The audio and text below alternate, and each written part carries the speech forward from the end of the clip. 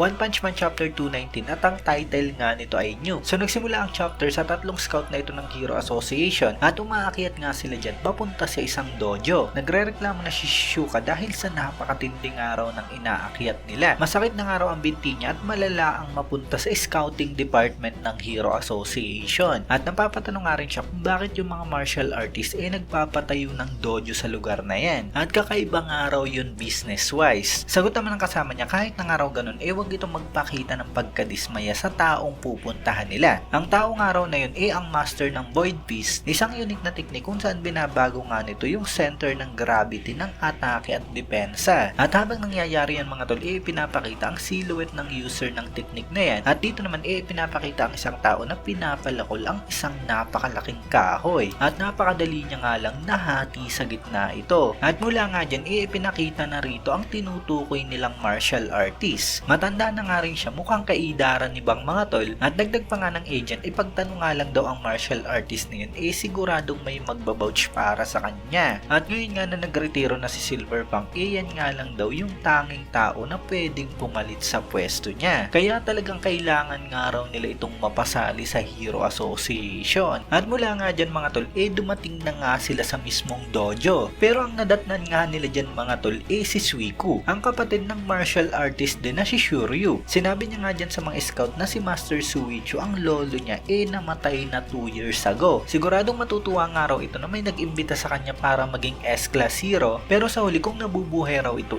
baka tumanggi pa nga rin. At pinagsindi niya nga ang mga bisitang yan bilang paggalang sa lolo niya. Disappointed naman ang isa sa mga agent dahil sa wala na naman daw silang napala, pero tanong nga dyan ni Shuka kung meron daw malakas na disciple ang lolo niyang si Suiku. Sagot naman ni Suiku, ang tanging disciple nga lang daw dyan ang nakakatanda niyang kapatid at siya, kaya na-disappoint nga dyan si Shizuka. Pero sabi nga dyan ni Suiku, siya na nga lang daw siya ang sasali sa S-Class Hero. So ayun, nagpresenta mga tol, etong si Suiku na maging S-Class Hero. Pero gano'n nga kaya talaga siya kalakas? Masasabi natin ang kapatid niya si Shiryu maring kasing lakas o malapit sa lakas ng isang S-Class Hero. Pero mas bata nga itong si Suiku at babae nga siya, kaya hindi ko sigurado kung gano'n nga rin siya kalakas. Pero at least pareho nga silang disciple ng Void Beast, kaya titignan na nga lang natin. Anyway, kasunod nyan, cut naman dito sa Neo Hero Association. Eto na nga at mukhang may meeting dito ang mga leader ng Neo Heroes. Sabi dito ni si Sweetmas daw pala isang monster at isa na naman daw yun mula sa Hero Association. At kung ganun, ang isang monster nga raw hindi na protektado ng batas nila. Sabi naman ni Seidats dahil dun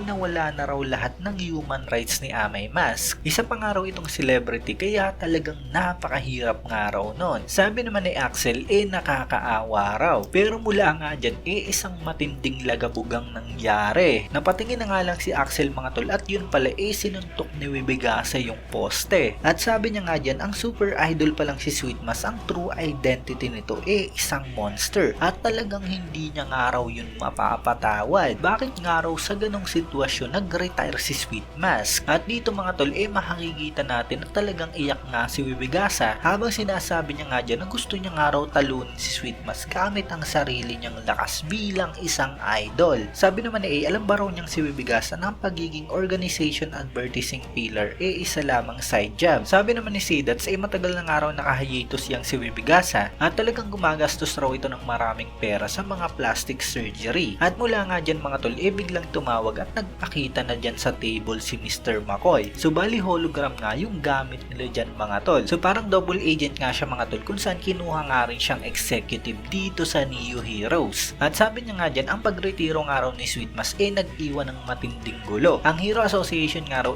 talagang wala nang pupuntahan habang sila naman daw ang Neo Heroes nagkaroon na ng legal permission. Pwede na nga raw sila ngayong umakto na may parehong authority sa Hero Association. Pwede na nga raw sila ngayon magdala ng mga weapon at gamitin ang lakas nila para sa mga hero activities. At sabi naman ni Ryumon kung ganun pwede na nga raw silang lumabas kahit hawak nila ang baril nila. Napatanong naman si Darkshan kung bakit wala ngayon dyan si Blue ang anak ni Blast at sabi naman ni Metalbat yung mataas nga raw nag-i-skip na agad ng mga meetings. Sabi naman ni Wild Emperor mukhang masaya nga raw si Blue at mabilis na lumabas kaninang maaga at hanggang ngayon nga raw hindi pa ito bumabalik. Sinabi nga lang daw ni Blue na ito nga raw ang unang trabaho ng Neo Heroes at yun nga ang exterminate o patayin ang monster na kumuha ng buong atensyon ng media. At ang monster nga raw na yun mga tol, walang iba kundi si Sweet Mask. At ipinapakita nga rito si Blue mga tol kung saan gigil nga siya dyan habang naglalakad. At sa last panel naman, ipinapakita ang pinakamalakas na kalbo kung saan nasa pet supply store nga siya at mukhang bumibili nga siya mga tol ng pagkain para kay Overcute Ruber. So big deal nga ang mangyayaring to mga tol dahil alam naman natin na si Saitama nga ang huling kasama ni Sweet Mask. Hinahanap ngayon ni Blue si Sweet Mask kaya hindi nga malabo mga tol na puntahan niya nga mismo si Saitama at tanungin nga kung nasaan ba si Sweet Mask. By the way, sa webcomic kasi recently lang nagpakita si Sweet Mask matapos nga yung incidenting naging monster siya. Kaya hindi nga natin sigurado kung nasaan talaga ngayon si Sweet Mask. Baka mamaya nasa apartment na rin ni Saitama. So joke lang naman yun. Ayan nga lang yung nilalaman ng chapter na to mga tol. Syempre kung nagustuhan nyo nga ang video to, huwag nyo sana kalimutan mag-iwan ng like dahil napakalaking tulong na yan para sa ating channel. At yun, maraming